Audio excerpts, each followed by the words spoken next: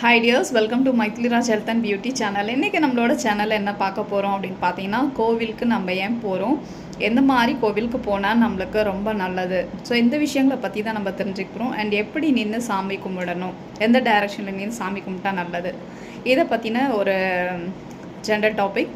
கோவில் அப்படின்னும் போதே எல்லா கோவில்லையும் வந்து எனர்ஜி இருக்கும். ஆனால் எல்லாருக்கும் அந்த வைப்ரேஷனை வந்து ஃபீல் பண்ண முடியுமா சொல்ல முடியாது. அதை எப்படி நம்ம தெரிஞ்சுக்கலாம் அப்படின்றத பற்றி தான் பார்க்க போகிறோம். ஓகேங்களா? இப்போ ஒரு சில கோவில்களுக்கு போகும்போது எந்த விதமான ஒரு உணர்வும் நம்மளுக்கு ஏற்படாது.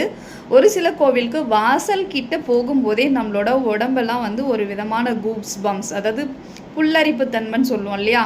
சரி, இந்த மாதிரியான ஒரு உணர்வு வந்து நமக்குள்ளே வரும். அது மட்டும் இல்லாமல் நம்மளோட சகஸ்ரா சக்கரம் சொல்லக்கூடிய இந்த இடத்துல வந்து ஒரு வைப்ரேஷன் வந்து நம்மளுக்கு ஃபுல்லாக மேலேருந்து நம்மளை வந்து சக் பண்ணுறோம், அதாவது உறிஞ்சி எடுக்கக்கூடிய ஒரு தன்மை வந்து நம்மளுக்குள்ளே வந்து ஒரு ஃபீலிங் வந்து வரும். ஸோ அந்த மாதிரி இருக்க கோயிலுக்கு நீங்கள் ரெகுலராக போகும்போது உங்களோட சக்ராஸ் எல்லாமே ஆக்டிவேட் ஆகிட்டு ரொம்ப ஒரு பாசிட்டிவ் வைப்ரேஷன் உங்களுக்குள்ளே வரும். அதாவது மெடிடேஷன்ஸ்லாம் பண்ணுறோம்னா, மெடிடேஷன் பண்ண தெரியாதவங்க இந்த மாதிரி கோவில்களுக்கு நீங்கள் போகும்போது உங்களோட எனர்ஜி லெவல் வந்து இன்னும் நல்லாவே இன்க்ரீஸ் ஆகும். உங்களை எப்பயுமே வந்து ஒரு பாசிட்டிவ் வைப்ரேஷன்ஸ் வந்து எப்பயுமே இருந்துகிட்டே இருக்கும்.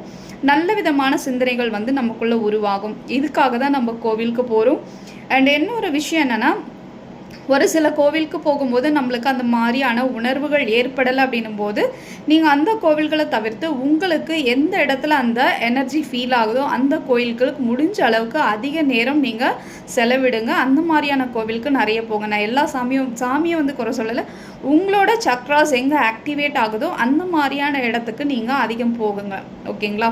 அது மட்டும் இல்லாமல் சாமியை வந்து நம்ம எந்த டைரக்ஷனில் நின்று கும்பிட்னா, மேற்கு திசை, நீங்கள் சாமியை வந்து மேற்கு திசையை பார்த்து நீங்கள் வேண்டும் போது உங்களுக்கு செல்வ கடாட்சம் வந்து உண்டாகும். ஸோ மேற்கு திசையை நோக்கி நீங்கள் வணங்கும் போது இன்னும் உங்களோட தேவைகள் அனைத்தும் பூர்த்தியாகும். இன்னொன்று வடக்கு திசை சொல்லுவாங்க, அது வந்து மேக்னெட்டிக் ஃபோர்ஸ் வந்து அதிகமாக இருக்கும். ஸோ வடக்கு திசையில் மேக்ஸிமம் வந்து தலை வச்சு படுக்கக்கூடாது அந்த மாதிரிலாம் சொல்லுவாங்க. ஸோ வடக்கு திசை என்பது அங்கே இருக்கக்கூடிய மேக்னெட்டிக் ஃபோர்ஸ் வந்து அதிகமாக இருக்கும்.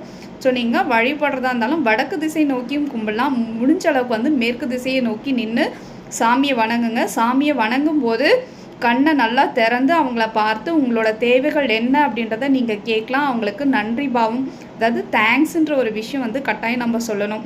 நம்ம என்ன நினச்சி கேட்குறோமோ அதை தான் நம்மளுக்கு திருப்பி கொடுப்பாங்க. கேட்குறத தெளிவாக நேர்மறையான விஷயங்களை நீங்கள் கேட்டு வாங்கிக்குங்க. Thank you so much.